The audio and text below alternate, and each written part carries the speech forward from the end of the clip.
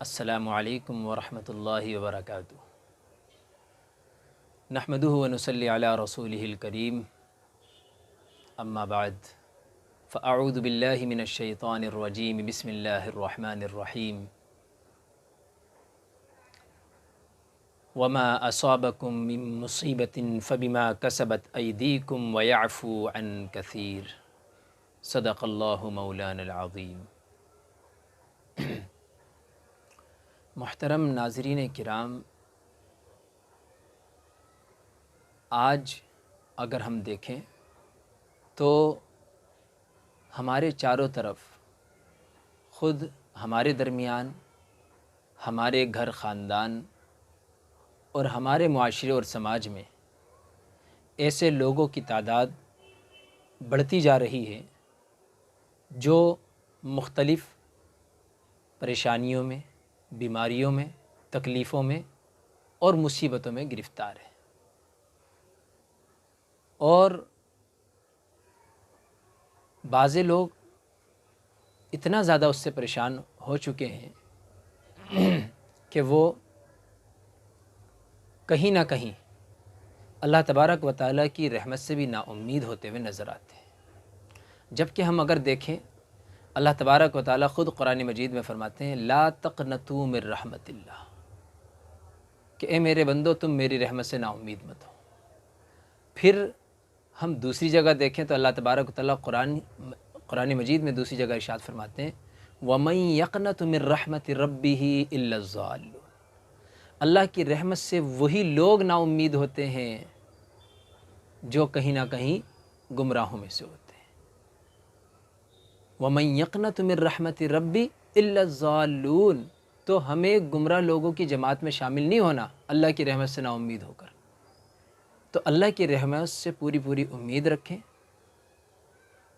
لیکن اصل یہ جاننا ضروری ہے کہ یہ پریشانیاں، یہ مصیبتیں، یہ تکلیفیں، یہ مختلف قسم کی بیماریاں اور دقتیں آخر ہمارا پیچھا کیوں نہیں چھوڑ رہی ہیں؟ آخر برابر ہمارے ساتھ ان کے لگنے کی اور آنے کی اور برابر جو ہے ان کے بڑھ جانے کی وجوہات کیا ہے؟ ان پر غور کرنا ہمارے لیے بہت ضروری ہے۔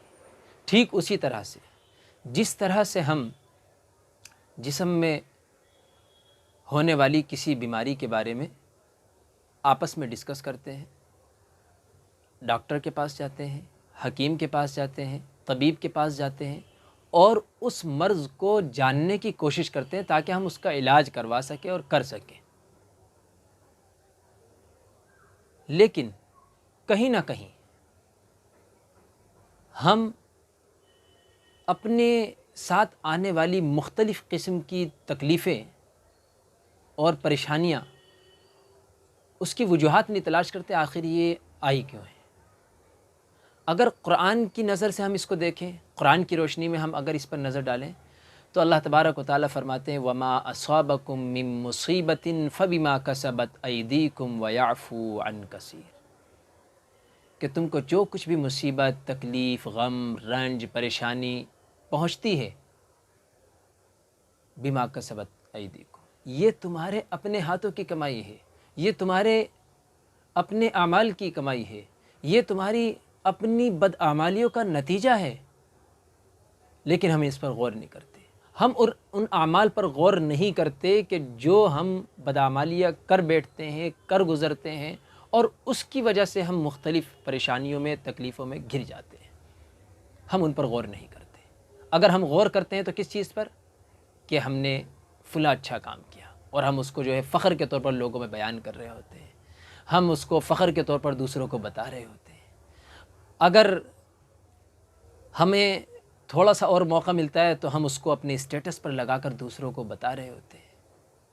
میرے عزیز و دوستو، اس سے زیادہ اگر ہمیں غور و فکر کی ضرورت ہے تو اس بات پر کہ آخر ہمارے ساتھ جو آنے والی اور ہمارے ساتھ لگی ہوئی جو پریشانیاں ہیں اور ہم تک پہنچنے والی جو مختلف قسم کی تکلیفیں ہیں وہ آخر ہمارا پیچھا کیوں نہیں چھوڑ رہی ہیں؟ آخر وہ وجوہات کیا ہیں؟ تو وہ وجوہات وہی ہیں جس کو قرآن مجید بیان کر رہا ہے کہ یہ تمہارے اپنے بد اعمال ہیں، یہ تمہارے اپنے ہاتھوں کی کمائی ہے، یہ تمہارے اپنے گناہوں کا نتیجہ ہے۔ لہٰذا ہمیں اپنے اعمال کو درست کرنے کی ضرورت ہے، اپنے اعمال کی درستگی کی فکر کرنے کی ضرورت ہے کہ کہاں ہمارے عمل میں بگاڑ پیدا ہو رہا ہے۔ جب ہم اس پر نظر ڈالنا شروع کر دیں گے تو آپ دیکھیں گے کہ ایک دن ہمیں دلی اور دماغی طور پر سکون ملنا شروع ہو جائے گا، جس کی ہم تلاش میں در در بھاگے اور بھٹکے پھرتے ہیں، اور ہم ادھر ادھر بعض مرتبہ تنگ آ کر مختلف قسم کے باباؤں کے پاس، تانترکوں کے پاس چلے جاتے ہیں، اور ہم اس رب کو بھول جاتے ہیں کہ جو رب یہ چاہتا ہے کہ بندہ مجھ سے مانگے، میرے سامنے اپنی حاجت کو رکھے اور میں اس کی حاجت کو پورا کر دوں۔ وہ رب یہ چاہتا ہے کہ بندہ جو ہے مجھے پکارے، میں اس کی پکار کو سنوں، اور ہم جو ہے اس کو بھول جاتے ہیں۔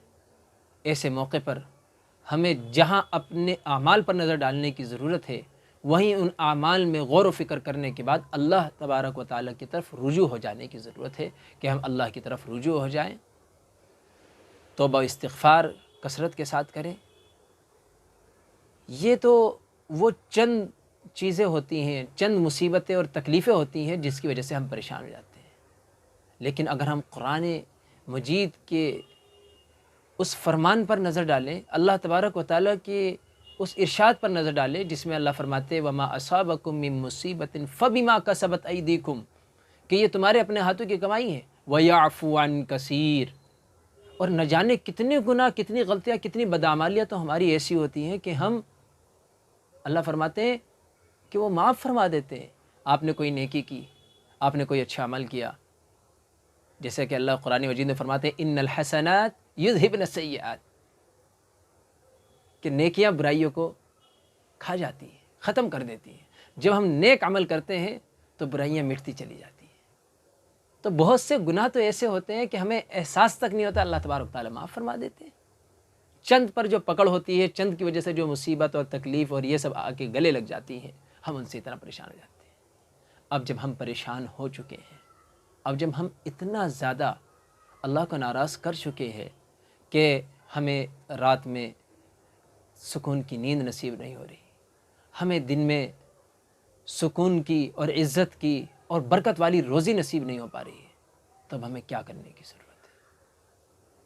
سب سے پہلے تو کام وہی کرنا ہے جس کا بھی ہم نے ذکر کیا، توبہ و استغفار۔ دوسرے یہ کہ ہم اللہ تبارک و تعالیٰ سے مدد مانگیں۔ مدد کا طریقہ کیا ہو، ہمیں مدد کس طرح سے حاصل کرنی چاہیے؟ اللہ تبارک و تعالیٰ نے ہمیں وہ بھی سکھایا ہے۔ اللہ کی محبت، اللہ کی شان کریمی، اللہ کی محبت کا انداز دیکھیں کہ اللہ تبارک و تعالیٰ اپنے بندوں سے کتنا پیار فرماتے ہیں۔ جہاں ایک طرف بندہ غلطی کرتا ہے تو اللہ تبارک و تعالیٰ اس کو اپنی طرف رجوع ہونے کی ترغیب دیتے ہیں اور اس کے واپس لوٹ جانے پر خوش ہوتے ہیں، ایسے ہی جیسا کہ ایک ماں اپنے گمشدہ بچے کے مل جانے پر کیسے خوش ہوتی ہے، ایسی اللہ تبارک و تعالیٰ اپنے سے دور ہو جانے والے بندے یا بندی کے واپس رجوع ہو جانے پر، واپس لوٹ جانے پر ایسے ہی خوش ہوتے ہیں۔ تو سب سے پہلے ہمیں اللہ کی طرف رجوع ہو جانا ہے۔ جب ہم اللہ کی طرف رجوع ہوں گے، توبہ کریں گے، اب ہمیں مدد طلب کرنی ہے، اب مدد کے راستے کھلیں گے۔ اور مدد ہمیں کس طرح سے حاصل ہوگی؟ اللہ تبارک و تعالیٰ سورہ بقرہ 2 پارہ 3 رکوع اس کے اندر ارشاد فرماتے ہیں یا ایھا الذین آمنو، اے ایمان والو، استعینوا بالصبر والصلاۃ، اے ایمان والو تم مدد چاہو، تم مدد مانگو، تم مجھ سے مدد طلب کرو بالصبر، نمبر 1 صبر کے راستے سے صبر کرو، یعنی جس تکلیف اور مصیبت میں تم گرفتار ہو گئے ہو، نمبر 1 تم اس کو برداشت کرو۔ اور آج ہم صبر کے معنی برداشت تو کرتے ہیں، لیکن صبر کے معنی صرف برداشت کے نہیں ہیں کہ بس ہم صبر صبر صبر برداشت برداشت برداشت کرتے ہیں۔ صبر کے معنی جمنے کے بھی آتے ہیں کہ ہم اپنے آپ کو سیدھی راہ پر جمائے رکھیں، یعنی ہم اپنے قدموں کو متزلزل نہ ہونے دیں، ہم اپنے قدموں کو اپنی جگہ سے ہلنے نہ دیں، یعنی حق پر ہر حال میں جمے رہیں۔ ایسا نہ ہو کہ ہم پریشانیوں سے، تکلیفوں سے تنگ آ کر ہم یہ نعوذ باللہ ایسے الفاظ کہنا شروع کر دیں کہ پتہ نہیں اللہ تبارک و تعالیٰ مجھ سے کس چیز کا بدلہ لے رہے ہیں، نعوذ باللہ۔ ہم ایسے الفاظ نکالنا شروع کر دیں کہ جو اللہ کو ناپسند ہوں، ہم ایسے الفاظ نکالنا شروع کر دیں جس کی وجہ سے ہم اللہ کی رحمت سے مزید دور ہو جائیں قریب ہونے کے بجائے۔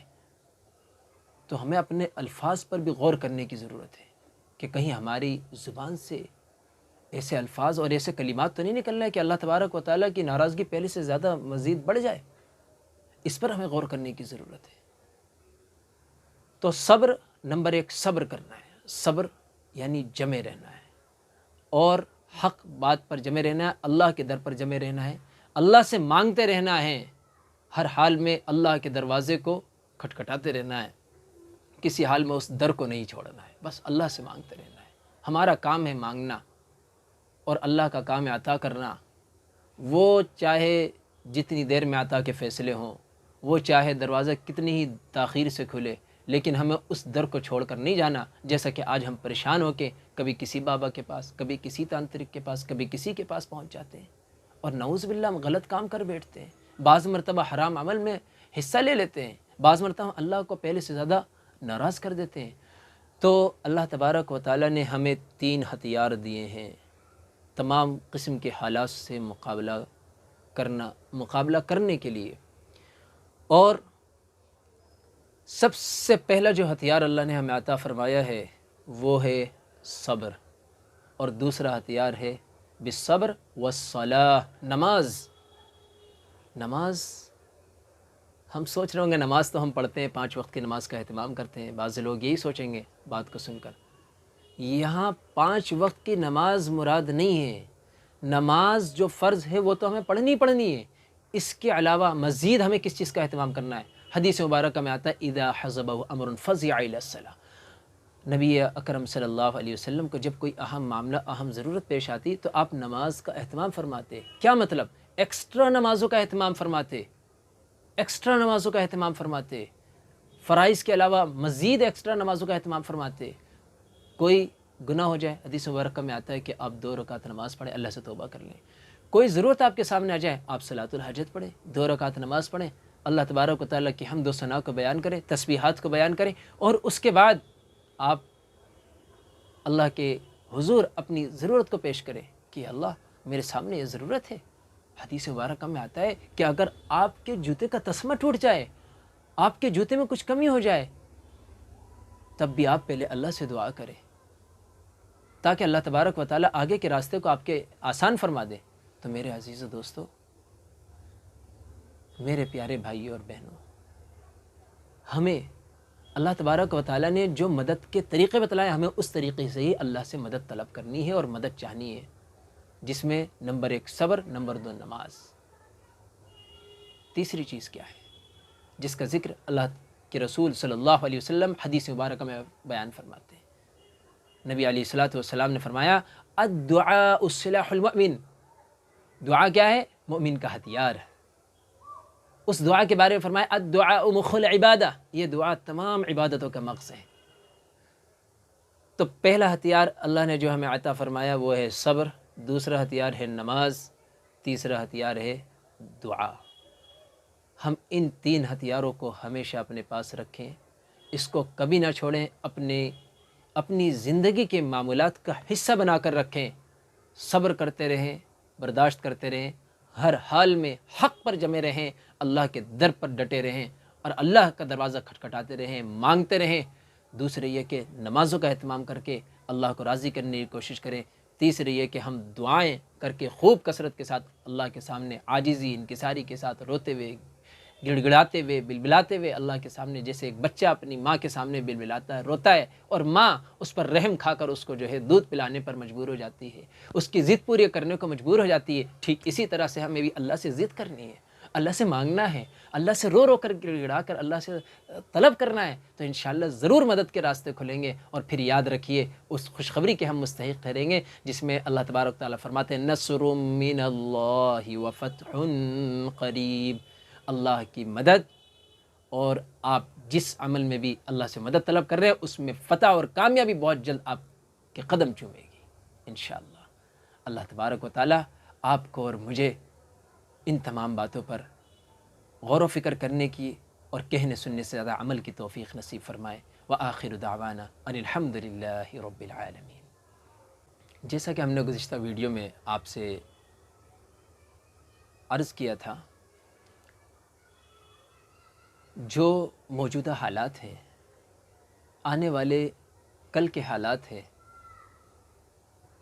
ہم ان حالات میں کس طرح سے ان حالات کا مقابلہ کریں گے، قرآن اور حدیث کی روشنی میں اس کو سمجھنے کے لیے، جاننے کے لیے آپ ہمارے اس چینل کو سبسکرائب کریں، لائک کریں، شیئر کریں، بیل آئیکن پر کلک کرنا نہ بھولیں، تو انشاءاللہ ہماری آنے والی نئی ویڈیوز اور آنے والے نئے بیانات، خصوصاً حالات حاضرہ سے متعلق، آپ کے روزمرہ کے مسائل سے متعلق آپ کو انشاءاللہ ملتے رہیں گے۔